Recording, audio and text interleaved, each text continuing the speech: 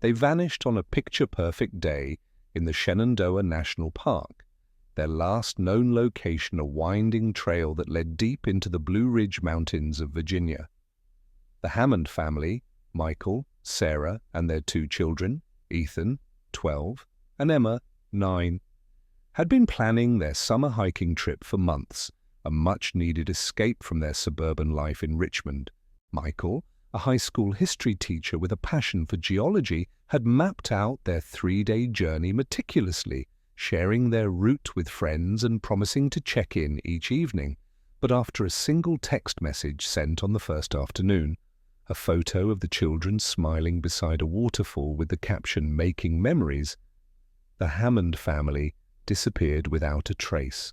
The search that followed was one of the most extensive in the park's history, involving dozens of rangers, volunteers, search dogs, and eventually the FBI. For weeks, helicopters scanned the densely forested terrain, while ground teams combed through ravines, caves, and underbrush. Missing person posters plastered small towns throughout Virginia. News crews from Washington to Atlanta covered the baffling case of an entire family, seemingly swallowed by the wilderness. Local residents spoke in hushed tones about the mountain's dangerous reputation, recounting other disappearances over the decades. Solo hikers who took wrong turns, inexperienced campers caught in sudden weather changes, children who wandered just a few yards too far from their parents. But an entire family with an experienced outdoorsman like Michael Hammond. It defied explanation. Search teams found the family's SUV parked exactly where it should have been, at the Hawksbill Gap parking area. Their tent reservation at the Big Meadows campground remained unclaimed. Park rangers recovered a discarded granola bar wrapper that matched the brand found in the Hammonds' home pantry, and a single child's sock that Sarah's sister identified as belonging to Emma. But despite thousands of man-hours and search patterns that covered every possible route the family might have taken, no definitive trail was ever established. Then, as summer faded into fall and the search scaled back, the Hammonds became another tragic mystery of the mountains, 4 souls added to the surprising number of people who venture into America's national parks and never return. But stories like these rarely end with the closing of an official search. For Taylor Hammond, Michael's younger brother, the disappearance became an obsession that consumed his life, transforming him from a successful Boston architect into a haunted man who could think of nothing else. "My brother was experienced," Taylor would tell anyone who would listen, his voice growing more desperate with each retelling. He wouldn't have taken his family off trail. He checked weather reports compulsively. He carried emergency supplies, a first aid kit, even a personal locator beacon. He wouldn't have put his children at risk. Something happened to them, something that doesn't make sense. In the years that followed, Taylor returned to the park dozens of times, hiking the same paths, talking to locals, and developing relationships with rangers who had been part of the original search. He created a website documenting every detail of the case, launched social media campaigns that briefly reignited public interest, and even used his savings to hire private investigators when official leads went cold. His marriage crumbled under the weight of his fixation. "I don't know who you are anymore," his wife Rebecca had said on her way out the door, suitcases in hand. "I fell in love with a man who built things, who looked toward the future. You've been trapped in the same terrible moment for 2 years, and I can't live there with you anymore." His architectural firm asked him to take a leave of absence after he missed client meetings and deadlines, his mind constantly wandering back to topographical maps and search grids. Friends gradually stopped calling, uncomfortable with his inability to discuss anything but the 4 people who had vanished in the Virginia wilderness. Each anniversary brought a flurry of activity, Taylor organizing volunteer searches, arranging for cadaver dogs, consulting with wilderness experts and psychics alike, followed by crushing disappointment.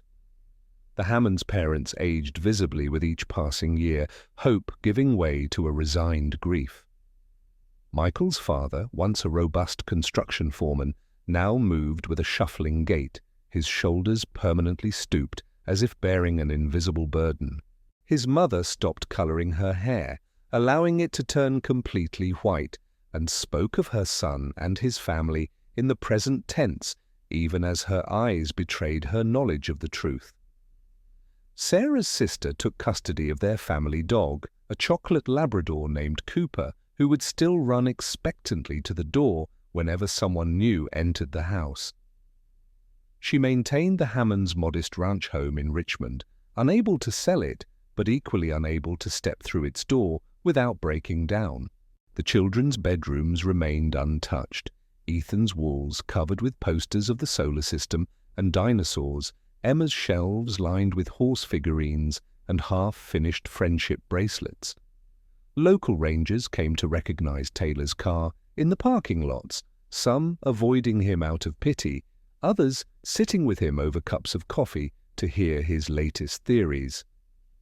"Look at this," he would say, spreading maps across diner tables, his finger tracing possible routes with increasing desperation. If they had gone north instead of continuing on the marked trail, they could have reached this ridgeline. Maybe they saw something from up there, something that made them change their plans. He became a familiar figure in the small towns around the park, the gaunt man with the haunted eyes who carried a worn trail map and a family photograph everywhere he went. By the 4th anniversary, the case had gone completely cold. The FBI file gathered dust. The once active online community of amateur sleuths moved on to newer mysteries. Local interest waned to the point that the Shenandoah Valley Gazette, which had run front-page stories for weeks during the initial disappearance, published only a small sidebar noting the date. A memorial bench was installed near the trailhead where the Hammonds had begun their hike, a quiet acknowledgement that even without bodies, it was time to accept the obvious. Taylor attended the small dedication ceremony, stood stiffly as the park superintendent spoke of remembrance and the unpredictable dangers of nature, then walked away before anyone could offer condolences. "The plaque calls them lost," he told Ranger Dave Keller, one of the few officials who still took his calls. "But that's not the right word. You get lost when you make a mistake, when you miss a trail marker or misread a map. Michael didn't get lost. Something happened to them."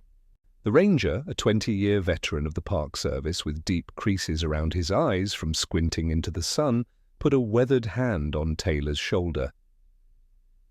"Sometimes the mountains keep their secrets, son," he said gently. "Not every mystery gets solved." Taylor drove 6 hours back to his sparse apartment in Boston, took a week off from the searches for the first time in years, and wondered if perhaps it was finally time to let his brother and his family rest in peace. But fate, or perhaps something more deliberate, had other plans. On a crisp October morning, 5 years after the Hammond family's disappearance, a group of experienced cavers from the Appalachian Spelunking Society ventured into a seldom-explored section of the Black Rock Cave System, about 4 miles from where the family had last been seen.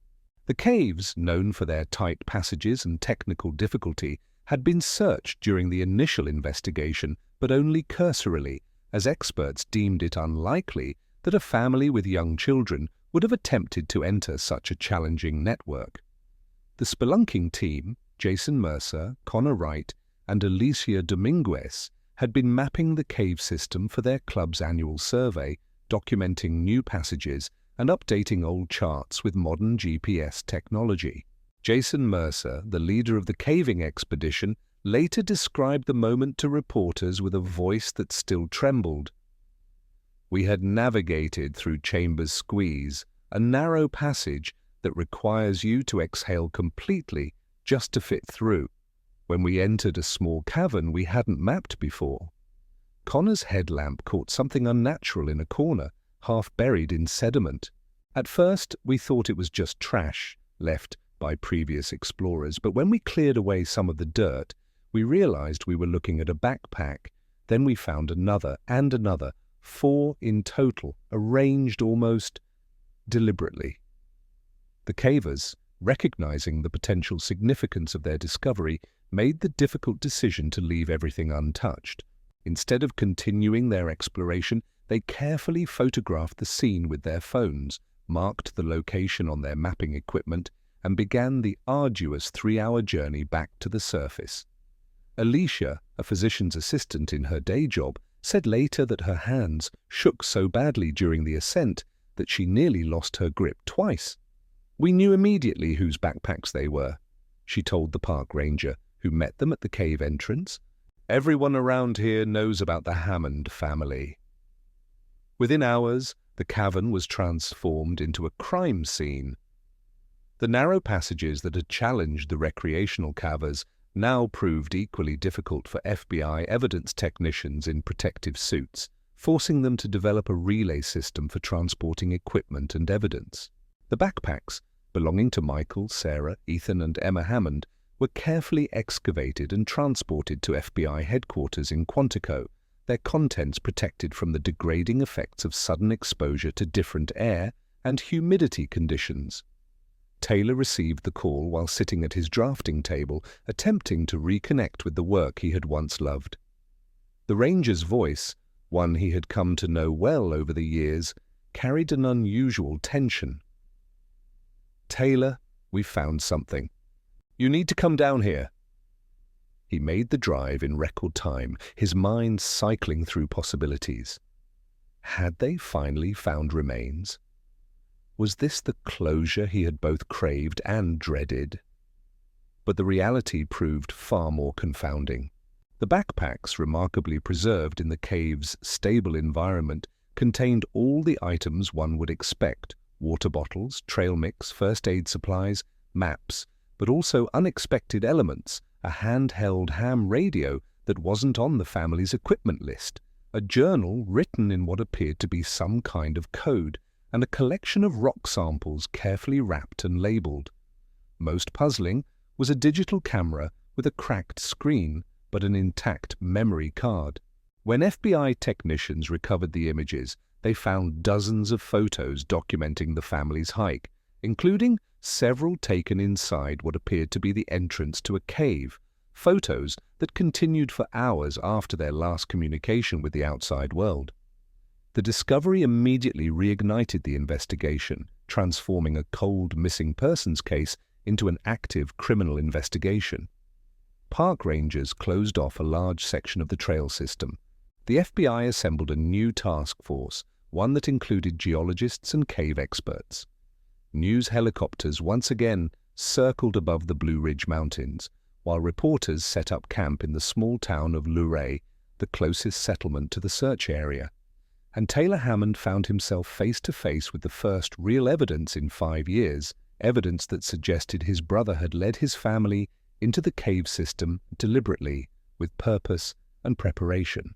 "This doesn't make sense," Taylor insisted to the FBI agents who interviewed him for hours in a makeshift command center in the park's administrative building. Michael never mentioned any interest in those caves. He was a casual geology enthusiast, sure. He collected interesting rocks on hikes and taught a unit on local geology to his students every year. But spelunking, technical caving, why would he take the kids in there? And if they went in voluntarily, what happened to them inside? Where are they now?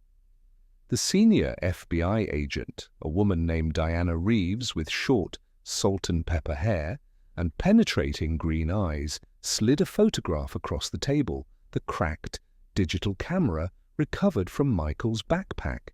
"We need to understand why your brother was in that cave, Mr. Hammond.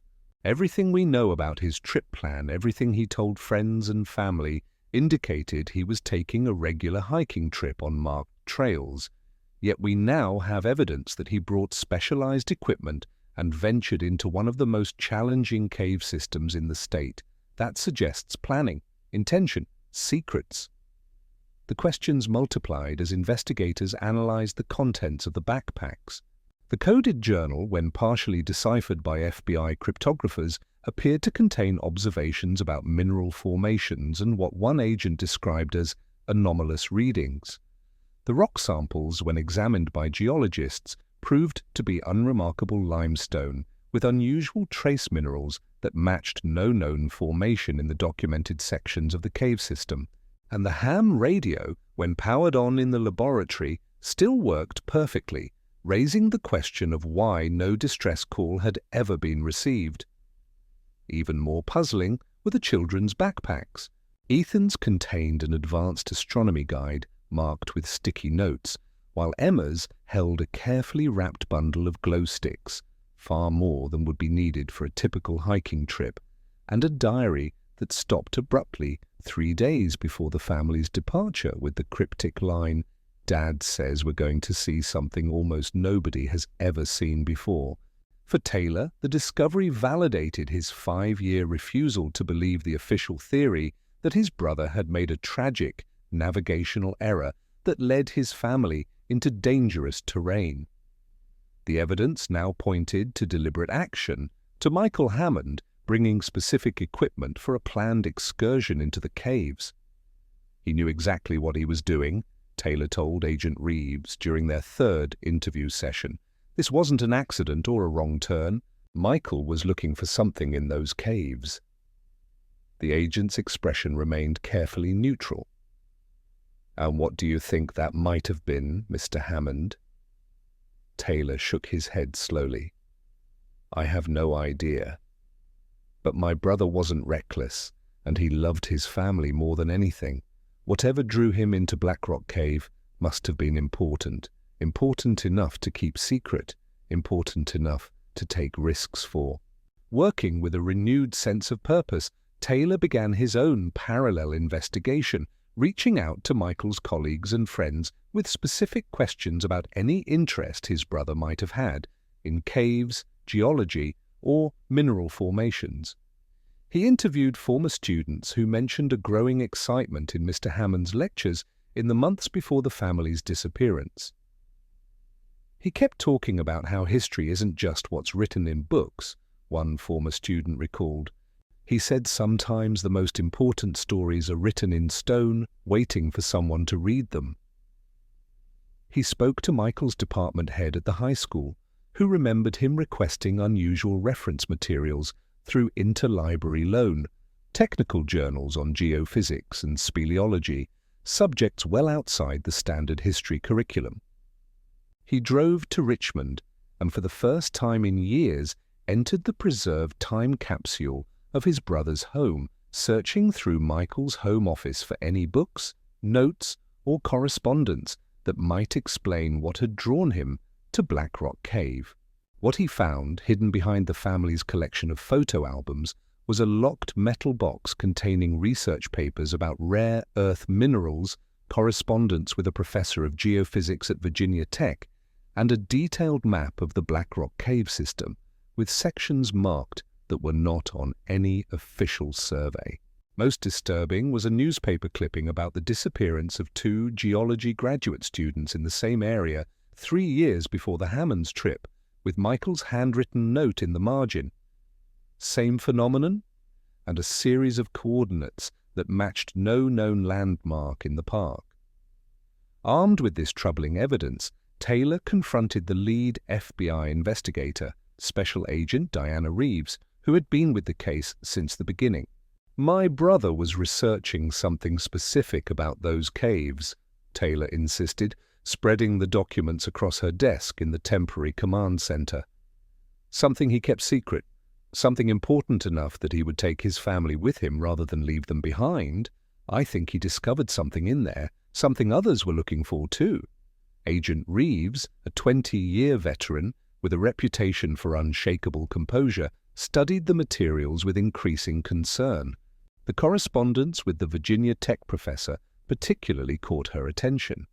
The academic's last email to Michael had read, "I strongly advise against further investigation without proper equipment and backup. The anomalies you've described are consistent with my findings, but the potential hazards cannot be overstated. If you insist on pursuing this, at least leave the children at home." Even more concerning was the revelation that the two missing geology students had been investigating the same cave system, focusing on what one of their research proposals called electromagnetic irregularities consistent with meteorite impact. Agent Reeves looked up from the documents, her professional detachment momentarily broken. "Mr. Hammond," she said finally, "we need to assemble a team to go into that cave system, and given your knowledge of your brother's research, I think you should be part of it." What followed was an operation unlike anything the National Park had seen before, a joint team of FBI agents, National Cave Rescue Commission specialists, geologists, and Taylor Hammond descending into the darkness of Black Rock Cave. They carried with them the map from Michael's lockbox, specialized equipment for measuring electromagnetic fields and radiation levels, and a grim determination to finally discover the truth. The journey was harrowing, requiring them to navigate passages so narrow that equipment had to be pushed ahead of them, rappel down vertical shafts slick with moisture, and wade through an underground stream in near total darkness when a headlamp failed. Taylor, despite having prepared physically for weeks, found himself pushed to his limits. During a brief rest in a chamber known as the Cathedral, with stalactites hanging 30 feet above them like stone daggers, he gasped to Agent Reeves, "How did he bring children through here? It doesn't make sense." The agent, her face streaked with cave mud and illuminated eerily from below by her headlamp, replied quietly, "That's what we're here to find out." 8 hours into the expedition, following the marked sections on Michael's map, they reached a chamber that wasn't documented in any official survey, a vast space with ceilings so high their lights couldn't reach it, and walls that glittered with unusual crystal formations. In the center of the chamber stood something that stopped the entire team in their tracks, a rough camp with the remnants of sleeping bags, a cooking stove, and scientific equipment. 5 years of exposure to the cave environment had degraded many items, but others remained recognizable. A child's stuffed animal, a woman's hair clip, a man's wristwatch stopped at 217. "They lived here," Taylor whispered, his voice echoing in the massive space as he knelt to touch the wristwatch he had given his brother for his 40th birthday. "But for how long? And where did they go from here?" The cave rescue specialist who had been documenting the scene with a video camera pointed to a series of notes written directly onto a flat section of cave wall with what appeared to be charcoal from their cooking fire. The writing detailed daily activities, measurements, and observations, all in Michael's distinctive handwriting. The last entry was dated 16 days after their disappearance, far longer than they could have survived on the supplies in their backpacks. The geologists on the team fanned out, taking readings and samples, their expressions growing increasingly puzzled.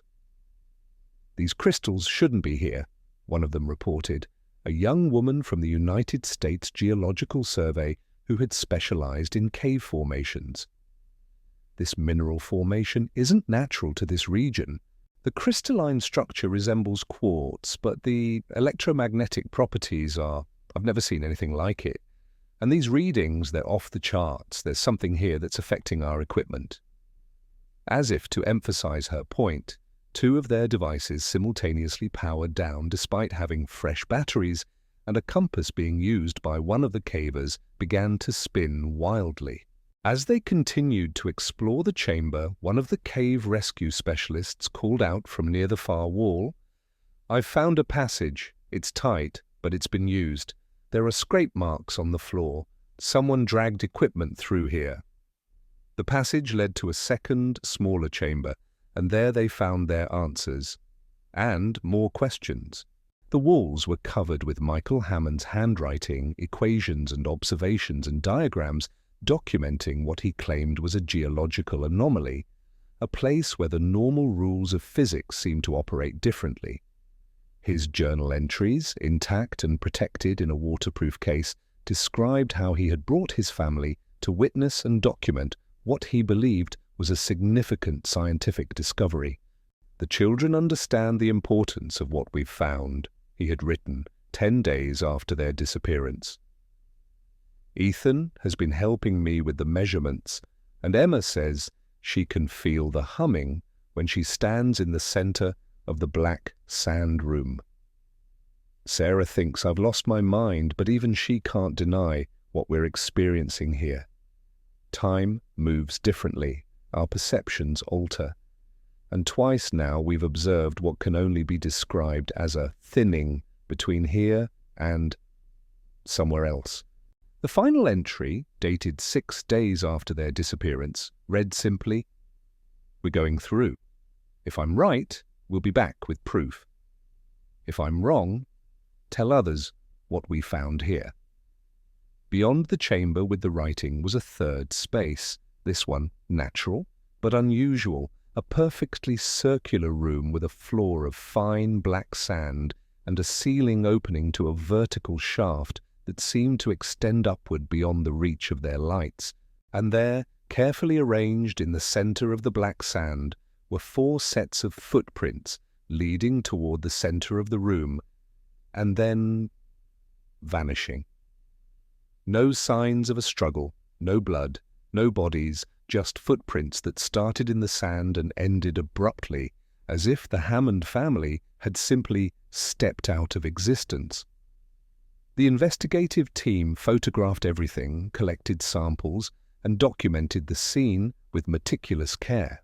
Taylor stood at the edge of those footprints for a long time, trying to process what he was seeing.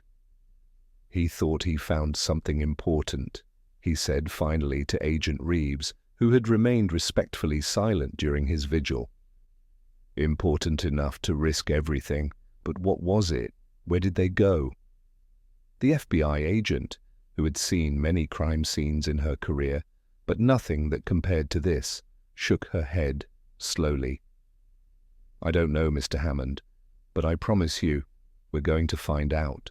In that moment, standing in the perfect circle of black sand, Taylor felt a strange sensation, not the closure he had sought for 5 years, but something else, something unexpected, a flicker of hope.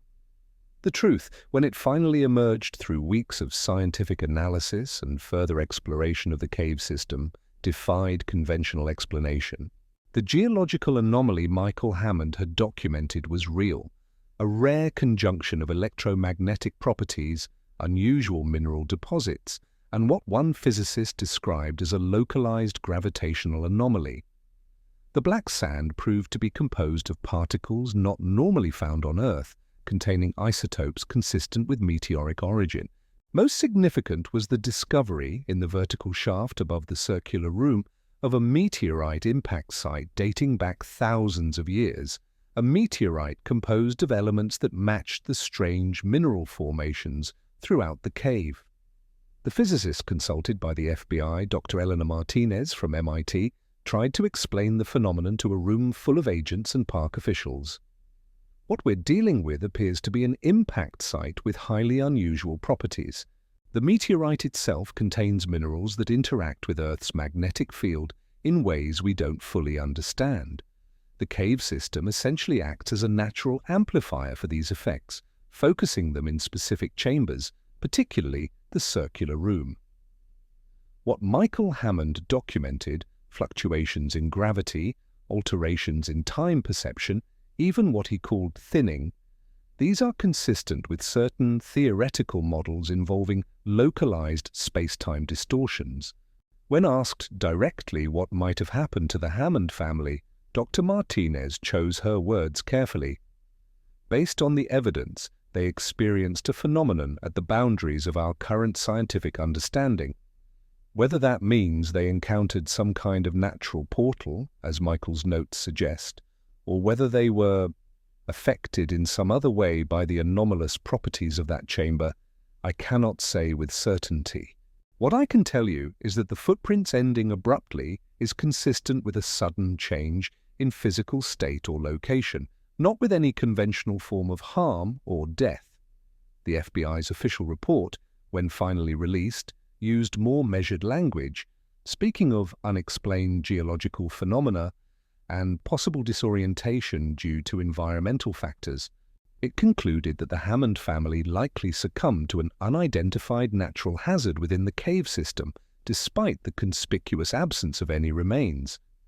The case was officially closed, filed away as a tragic accident with unusual circumstances. What happened to the Hammond family remains officially an unsolved missing persons case.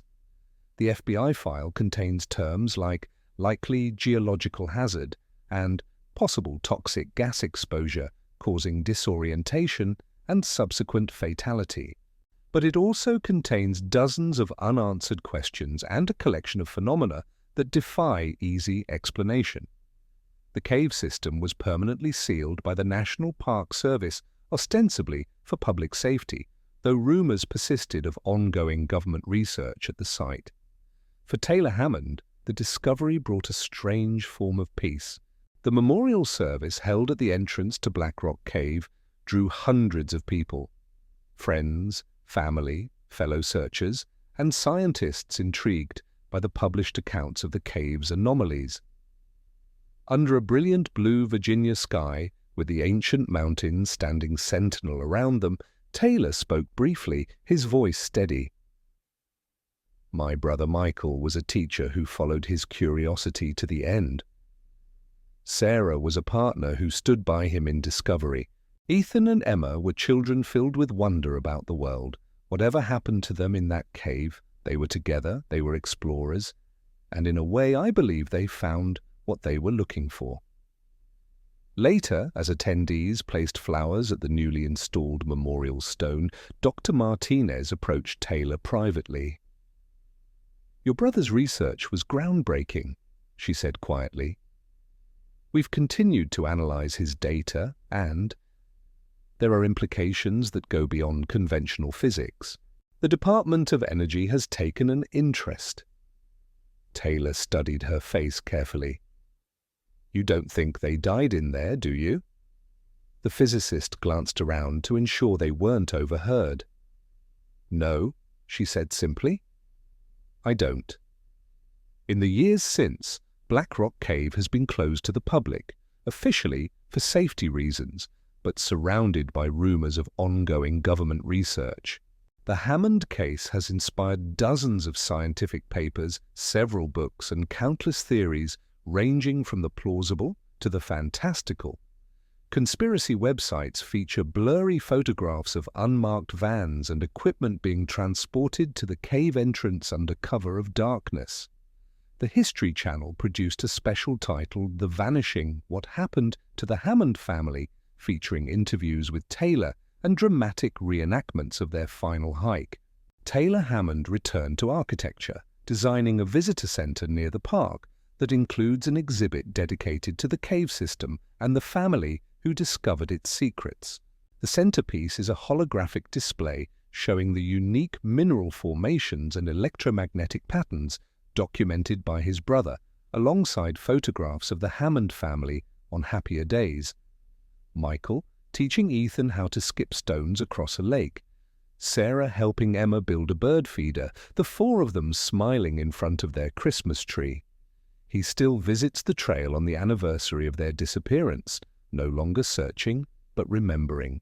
Most years he makes the journey alone, but occasionally he's joined by Agent Reeves, who retired from the FBI but maintains a personal interest in the case, or by one of the scientists who continues to study the data collected from the cave.